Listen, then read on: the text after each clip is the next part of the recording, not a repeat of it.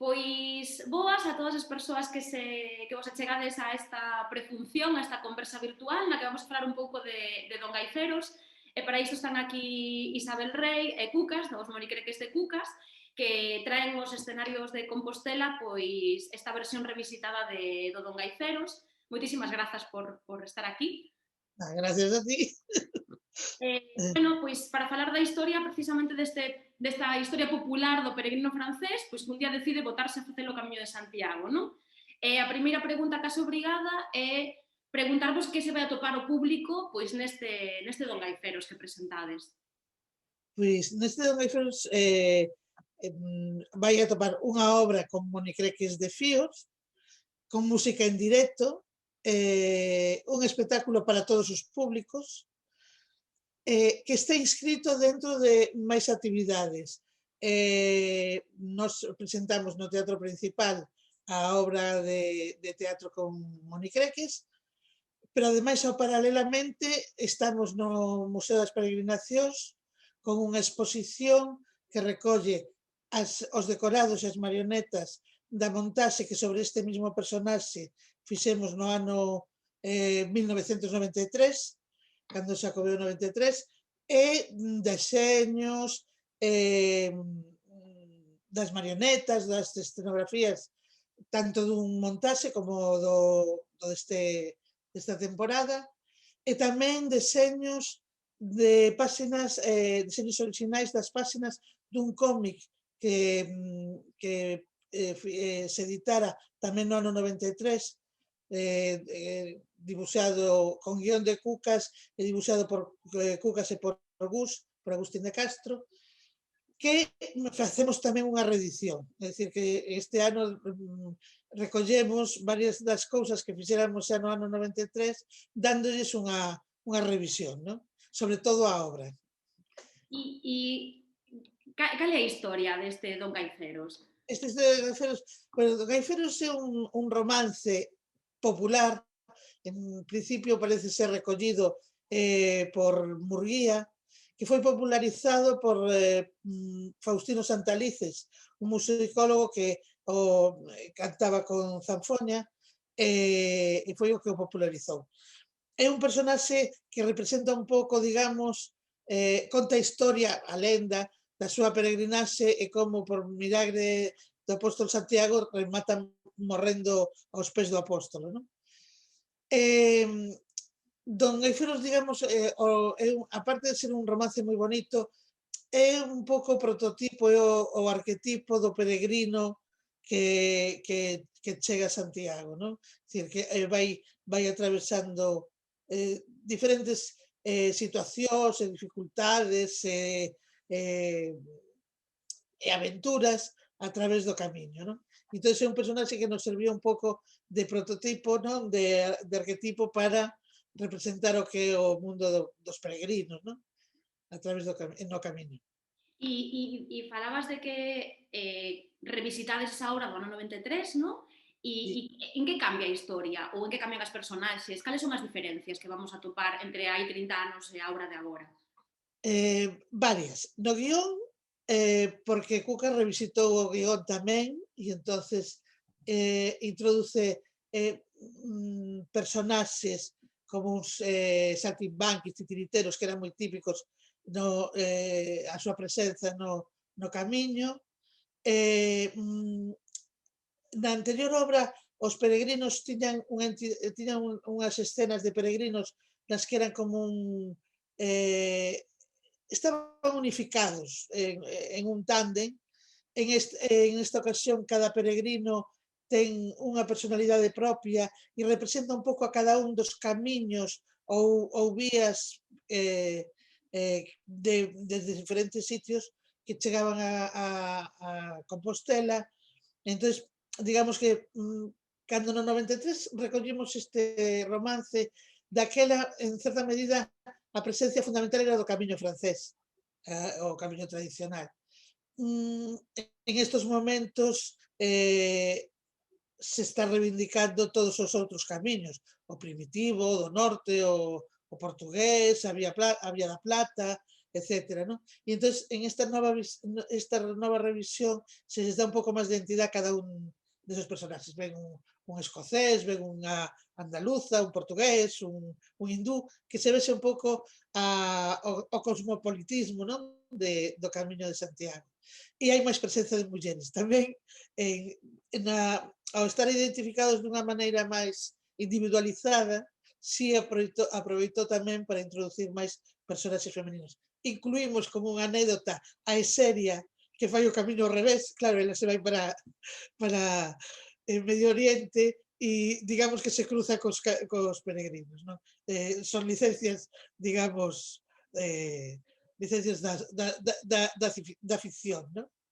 E despois na posta en escena sí que tamén hai unha diferencia que aínda que seguimos con a técnica de marioneta de fíos, unha técnica de marioneta de fíos que foi non son as perchas tradicionais, senón unhas que investigaran Cucas e Baltasar.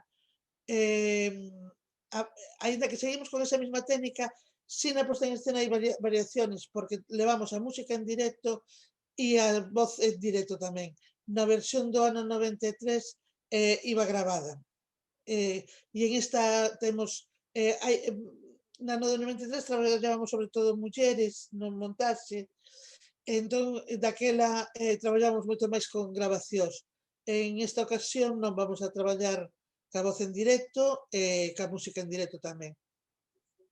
E a hora de artellar as personaxes e os diálogos e as cancións, canto hai de retranca para falar dos peregrinos, pois desa perspectiva máis humorística, tendo en conta tamén, estou pensando en que moitas das persoas que igual se achegan a este vídeo son compostelás e, bueno, teñen configurada unha idea do que é pois, unha cidade de peregrinos, non? E canto botades mando humor para configurar estas personaxes? Sí, toca que contestar. Vamos a ver, o guión xa de por sí está feito baseado en cancións totalmente populares, non? Que están postas unha detrás de outra, unha canción contesta mellor, pregunta unha cosa de parte dunha canción e outro contesta rematando a canción, non? O sea, o cancionero popular galego dáse moito para eso. De feito, hai os desafíos e hai todas as cousas e tal que se fai aquí. E despois a retranca está clara, o sea, poñemos o personaxe peregrino, queremos facer unha obra lúdica, festiva, non unha obra aburrida, chea de tópicos, senón que como casi sempre facemos nós, cando fixemos Galicia Máxica e outras obras así, sempre queremos dar un punto de tranqueiro ao asunto, non? Somos galegos, eu sou picheleiro por naturaleza, meu avó era don Santiago de Santiago, para maior INRI, para a xente que tal, o sea, máis asuntos sobre compostelanismo, casi imposible, non? Entón, meu avó tamén me contaba moitas historias de Santiago, nos facía unha ruta moi simpática, que é como fan ahora como se chama este, os que guían, non? Os que os señores ese tal, pero lo facía en plan cómico. E entón empezaba desde cantando un peido que se cagaba no Pórtico da Gloria, pasando pola plaza de Xier de Cataluña, por aquilo de que estaba o Hostal, a Catedral, a Casa Consistorial, a Normal, e por esa rúa se vai ao Pombal, non? Dicía el, se chama Plaza de Cataluña. Entonces, claro, todas esas cousas me foron quedando, e iso tamén se nota moito na obra, que ten ese corte, vou dicir, compostelanista picheleiro, non? E notouse, claro, nestes 30 anos a cantidade de peregrinos aumentou considerablemente. Entón, tamén aumenta o humor na obra de agora respecto dos anos 90? Hai un cambio aí de perspectiva sobre como son os peregrinos? Eu creo que sí, incluso hai un poquinho de cachondear, non sei dicir, un pouco de los tópicos e típicos de Santiago, non? E tamén é certo que hai, por exemplo, uns 30 anos ou así, cando viña alguén de peregrino a Santiago a pé ou en moto, tal, flipaba, non? Nos estábamos ali, pernoctábamos como que di na Quintana, que era o noso o cuartel, pois ali cando chegaban e tal, flipamos, hostia, unha tipa que chegou de Francia, un que chegou de Alemania a pé, e era unha anécdota, pero hoxe en día non é ninguna anécdota que cheguen centos de personas, entón aí, incluso, nos como anécdota tamén poñemos ao hindú, non? Porque resulta que creo que no Códice Calistino onde falan de que viñan tantos peregrinos na Edade Media que incluso viñan de la India de China e de sitios así, entón tamén queremos reivindicar eso que veñen ahora, que non é novo, vamos, o sea, que a xente quere, isto é novo, empezan a vir de, non, é que xa daquele sempre sabía, non? E un poquinho darle tamén importancia. E despois a retranca, pois sí, xa digo, por exemplo, a escena dos tiraboleiros, non? Que están con tal, non a vou contar, pero realmente simpatiquísima e a retranqueira, non? O sea, así, un pouco tamén dándolle a eses señores que pasan a veces inapercibidos. Sí, porque temos botafumeiro de verdade. Temos botafumeiros, están fortes, está baixo, pero bueno, pero son esas cousas, e logo, xa digo, o apóstolo Santiago que se lle parece a Don Guido de Borgoña, non? Gran Duque de Aquitania, o que é Don Gaiferos, porque Don Gaiferos é un alcume, todo hai que decirlo. Xa empezamos a partir deso, de que se facía chamar así para que cando facía peregrinación. Entonces, ese señor teñe momentos realmente simpáticos entre eles dous, así de complicidade, de que un xe un velliño un pouco despistado. Sempre está pensando en comer. E solamente pensa en comer porque necesita forzas para chegar a Compostela, sin comer non chega. E vai por aí un pouco tamén o asunto, non? E metemos así asuntos vamos, que hai que ver a obra, como que vou contar, pero detalliños así que os que entenden un pouco da cultura de Santiago, da cultura galega, pois saben que vai un poquinho con retranca e un poquinho de facendo alusión e puntualización desas cousas, non? Claro, ahora estaba preguntándovos pola comparativa entre a obra dos 90s e a obra actual, pero tamén me gustaría saber se vos percibides diferencias no público, non? Porque levades moitísimos anos facendo teatro e seguro que hai moita diferencia entre o público dos 90 e o público actual. Sí e non, a ver, sí e non según. Tal vez hoxe en día vai moito público, as funcións, sobre todo con marionetas, vai moito público familiar hoxe en día. Antes a mellor había máis público máis mesturado. Nós sempre intentamos que o noso público sexa mesturado, é dicir, non pensamos en obras, algunhas veces sí, pero normalmente este tipo de espectáculos son máis enfocados a todos os públicos. Pero cando decimos todos os públicos, é todos os públicos. Desde un neno de 2 anos a un señor de 102. É dicir, non cada un terá a súa lectura, non? Si ás veces ahora notamos que hai moitas veces, antes a xente iba máis mesturada e os nenos iban nenos de 8, 10, 12 anos.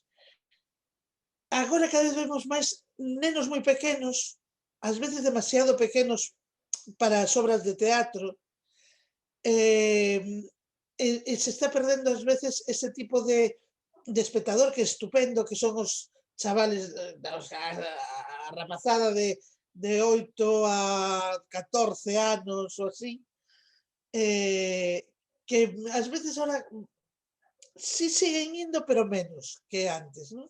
Sí. E despois, cando volven a ser maiores, volven outra vez a mellor a retomar aos 20 e tantos, pero hai un momento que parece que se nos escapan.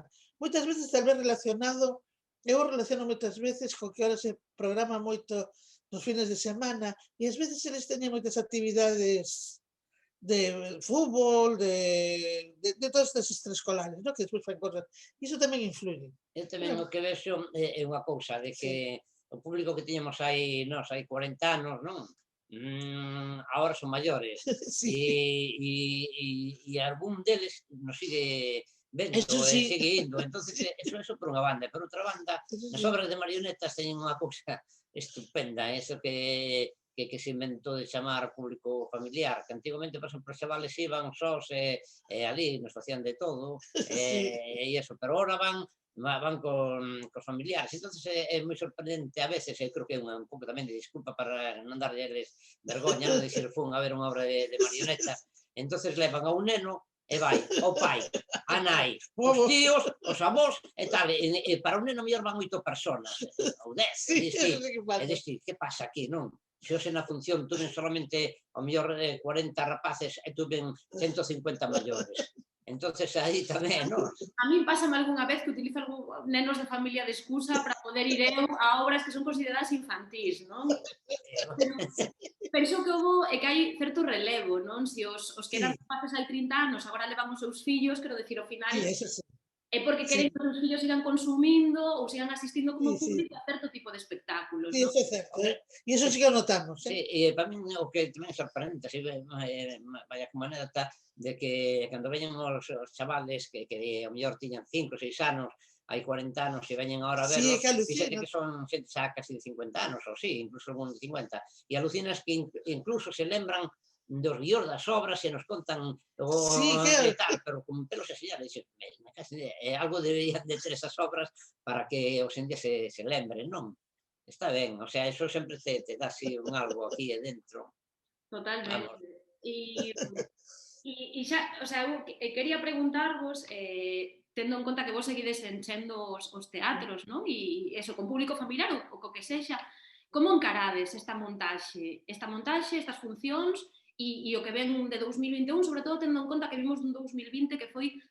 especialmente duro para as artes ao vivo, non? E para as artes Sí. escénicas. Entón, como vedes vos? Con que A perspectiva? ver, nos en principio estamos ilusionados, un pouco asustados porque, bueno, de feito hoxe teríamos que estar estreando e non vamos a poder o día que pensábamos estrear, ¿no? Que se pospón. De todas maneiras,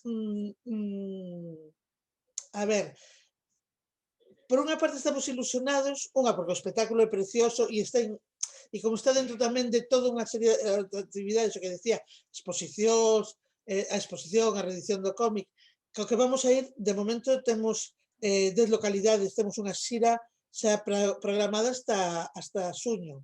Entón, en ese sentido, ben, o que ás veces te dá un pouco de pena é dicir, como seguiremos con restriccións, espectáculos que costa tanto esforzo montalos, nos que está implicada tanta xente, que costan moitos cartos tamén, hai que dicilo.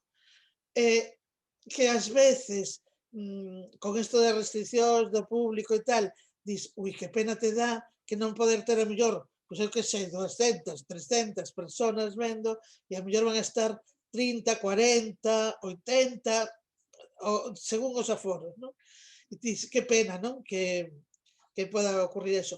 Pero bueno, son circunstancias, eu penso que hai que seguir na brecha, en estos momentos temos que poñer todos un pouco da nosa parte, para, porque xa na crisis anterior, ao principio non se notou, pero ao principio non hubo unha pérdida de público, pero despois hubo momentos en que se resentiu un pouco o público ao baixar a programación nas localidades, nos sitios que antes programaban mellor, pois eu que sei, 15, 20 espectáculos ao ano, de repente programaban 10, 8, 10, se nota despois porque o público tamén necesita certa costume de ir aos sitios. Temos os humanos temos certa tendencia a, a ser a ter costumes, ¿no? Entonces eu penso que en este momento é fundamental tanto nos como os programadores, como os concellos, como calquera tipo de administración, teatros, etcétera, temos a obligación de apostar e con as máximas condicións de seguridade sanitaria e de respeto dos protocolos, pero non deixar de programar, non deixar de facer as funcións, porque ese público que se pode perder é moi difícil despois recuperalo, non? E Efectivamente. entón, bueno, en ese sentido, de momento, sufrimos bastante este ano, bueno, tal, de momento temos boas expectativas, temos en conta, claro, que este ano tamén é o Xacobeo. Tal vez nos favorezca que o Xacobeo se continúe este 2022, eso pode favorecer un pouco de estabilidade nas programacións, pero bueno, temos que poñer un poquinho todos da nosa parte, para que non se perda Os públicos. o costume de ir ao teatro, non? Pero Eu, sí, notamos unha cousa, moita necesidade na xente de ir. É curioso, nós estivemos facendo o ano pasado, bueno, unha pequena xira con un espectáculo que fai Cucas el Sol, e, claro, ibas a foros de 30 personas, 40, pero a sorpresa era que quedaba moitísima xente fora, sin poder ir, e que despois das funcións claro, a xente non se te podía acercar como antes a ver as marionetas que se nos acercan ou a saludarte e tal, e desde lonxe te daban as gracias por ir, sabes, era unha sensación de que os que iban o disfrutaban tanto, estaban tan a favor de espectáculo, non? Que ante esas cosas dis, pois temos que seguir e non tirar a toalla, non? Sí, de feito, a miña última pregunta iba por aí, porque eu sí que noto tamén, igual é unha mera opinión persoal, pero que estamos en xeral como moi ávidos de Sí, sí, cultura, sí, sí. pero non a través da pantalla, senón en vivo, non? Non, vivo, vivo, a xente necesita estar, Sair das pantallas sí, e ver algo, pois, da bella normalidade, non? E creo que non é só por evasión, sino porque tamén necesitamos esos espazos de rir, de pensar, de reflexionarnos a nos mesmos, onde está retranca desde o humor ou desde e onde sexa. de certa catarsis colectiva, digamos, non? Que necesitas. Eu vexo que na xente necesita eh, mm, é moi gracioso porque respetan moito e sobre todo nas funcións que van con nenos, os nenos xa sabes que son cando collen normas son moi rígidos en esas cousas. Entón ves como eh, respetan o tempo de entrada, a hora de sentarse nas butacas e tal, pero ves como se miran, como se sienten cómplices dun acto que están compartindo todos a vez, ¿no? E o que distingue, necesitan, levamos tantos meses compartindo pantallas en todos os sentidos, desde o cole ao traballo e tal, que hai unha necesidade de ver o de al lado, de botar unha sonrisa aos aínda que iso sexa cos ollos. Non sei, con outra xente, eu sí que noto a xente ávida de teatro, de música, de salir a facer cousas. Eu noto a veces tamén que me sinto, cando actúo esas Sí, cousas, non, un poquinho como, como digo eu, como un Cid Campeador ou unha cousa así e tal, parece como un superhéroe, no sentido de que a mí que quedo moi satisfeito cando vexo que detrás das máscaras e por riba delas eses ollos pícaros que me miran, que me saludan así e tal, que vexo que hai non solamente unha complicidade, senón que arriscándome a mellor ou eso e tal, vexo que hai unha satisfacción e que fixen algo como que sí. di, esa sensación de ter feito algo bo, non? E algo interesante, que hai xente que o está agradecendo, non? E iso é moi importante. Pero tivemos que aprender, porque eu recordo a primeira función que fixo o Cucas en Dobrao, a primeira función, despois de que levantaron xa todo o rollo e tal, a primeira función que fixo estaba desconcertado, porque decía, non si, me decía, pero así te vas uno ben. E eu decía, se partían de risa, e decía, é que eu non o sentía, non estaba acostumbrado a estar cas mascarillas, e como era o aire libre, non percibía, non sentía as risas dos nenos e do público. E entón decía, hubo un momento que me sentía como solo, non? Que non percibía a xente. Ao final te vas acostumbrando, que di ele, ahora se ves os ollos, aprendes a ver os ollos da xente e a tal. Pero tamén nos costou, ao principio xa te digo, era unha sensación rara. É raro porque esa nova normalidade rara que temos, pero bueno, ao final seguimos sendo seres culturais e Sí, necesitamos a cultura das artes. está clarísimo. Pois nada, eu agradezovos moitísimo este cachiño de conversa, de verdade. Para quen nos estea mirando nas redes sociais ou no YouTube, pois simplemente recordar que todos os horarios das funcións, entradas, etc., desta función de Don Gaiferos e do resto de programación cultural está en compostelacultura.gal. Vémonos no teatro. Cando nos... Eso, que se animen todos, que van a pasar bomba. Perfecto, pois moitas grazas aos dous. Gracias a ti. Vale, gracias a ti.